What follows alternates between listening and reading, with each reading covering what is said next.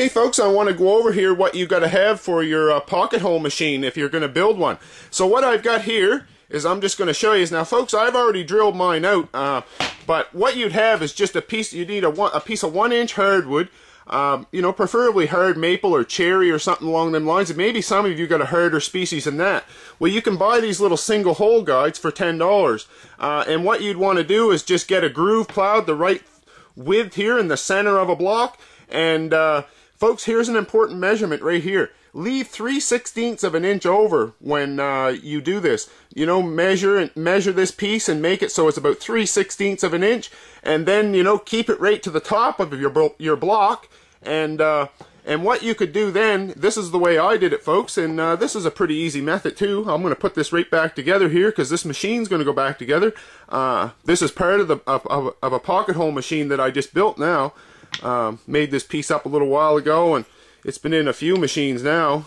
So there, you can see what I've got here is I've got a compression fitting going to happen here, folks. So I've got my little Kreg Mini all in this little groove here, and I know it's the, you know, it's 3/16 and it's the right width, and you can see that it sets down in some. This piece is only about a 1/2 inch thick, so it's pretty thin stuff. So I just cut a little filler block, folks, just the right length here so it doesn't cover up the dust collection port there. And then I cut another little filler block that fits in snugly to the bottom. And this could run out and you could trim this after, but I got mine the right size here. So then what you'd want to do is you'd want to get another block, get this the right way, and you want to drill a hole, folks, right about the spot where this dust collection port is. And you want to have the block cut in such a way too, I don't know what the measurement of this is, but you'll have to just, you know, it's pretty easy to make. Your saw might be off just a little bit compared to mine, but as long as the measurements are pretty close, you can see that when I lay this block on, this jig has a tapered top on it. You can see that there's a little pressure going to be applied to there too. But when I snug this all up now, folks, this should be a tight little compressed unit, and I'll do that right now, and we'll put this back in and show you where it's going to go. So just make sure it's all flush here. When I did mine, I clamped it in a couple of spots, folks, and just tried it, and then I pre-drilled the holes, and you know, there's 7 screws holding this together, and just make sure they go nice and tight. And perfect. Except there's a screw out. I gotta put one more here.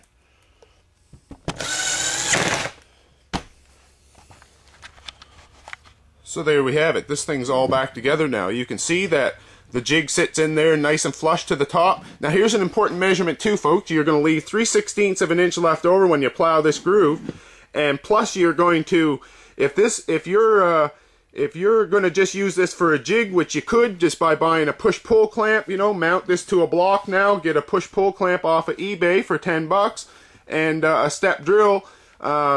Then you just mount your push-pull clamp in front. Now, if you're going to do that, then that's going to be a flush mount. Well, this block would want to be about 5 inches, and you guys will know what I mean when you go to build this block. You're probably going to have to either trim or maybe shim or make a new block, you know, but you'll have to try one. You know, I suggest just doing the groove down the middle to begin with. Just try it and find your height is what you want to do, and that height is determined from the bottom of the pocket to the bottom to the base where the material is going to set. You're going to want about 3/4 of an inch, I'm going to guess. That's what I have been using. The originals that's what they were set at 3/4 of an inch. So this one is going to set in behind a piece of 1-inch material, so I've got mine set at 1 3/4 from the bottom. So there you go. So I'm going to show you where this goes now, folks. If you can get this made, what you want to do is you want to clamp something nice and tight to the face of this, and then just drill the hole. And when you drill the hole, yours will look exactly the same way this is. And just check that height and figure out whether you've got to add or subtract to get it to 3/4. Unless you're going to another thickness. And I've got mine grooved out here on the sides, folks, and that's to fit into the pocket hole machine. This will be my face of my pocket hole machine running out. And I'm going to slide this in right now. I'm getting ready to put this back together. The only thing I have left to do to this new one I built is put dust collection in it. So you can see this is the inside of the pocket hole machine, and there it fits into the groove, and then I've got a couple of pocket holes to hold this down. And then I've made a simple block system here, folks.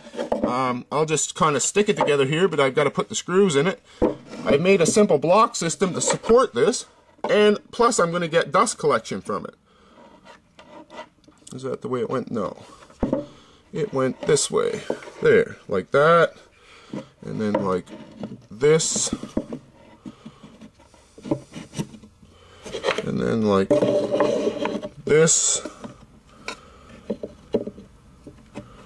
As you can see now, I've got a little bit of a port happening here, and when I grab my little lid, which I'll do right now,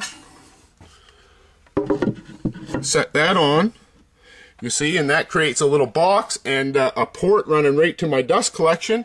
And then around the corner, I'm just going to drill a hole in the side here, and hook up dust collection to this. And I'm going to run this machine today, folks. I've got a whole big pile to cut. I cut yesterday all day. And plus built this machine too, folks. Started about 2:30 in the afternoon, and by 5 o'clock it was running. The only thing I hadn't done is hook up the dust collection. So I'm going to do that just right quick and get her running. So hope you enjoyed this, and if you can build that little rig that I just showed you, folks, then the rest of the pocket hole machine should be a breeze. That's probably the hardest part to build right there. So keep tuning in, folks.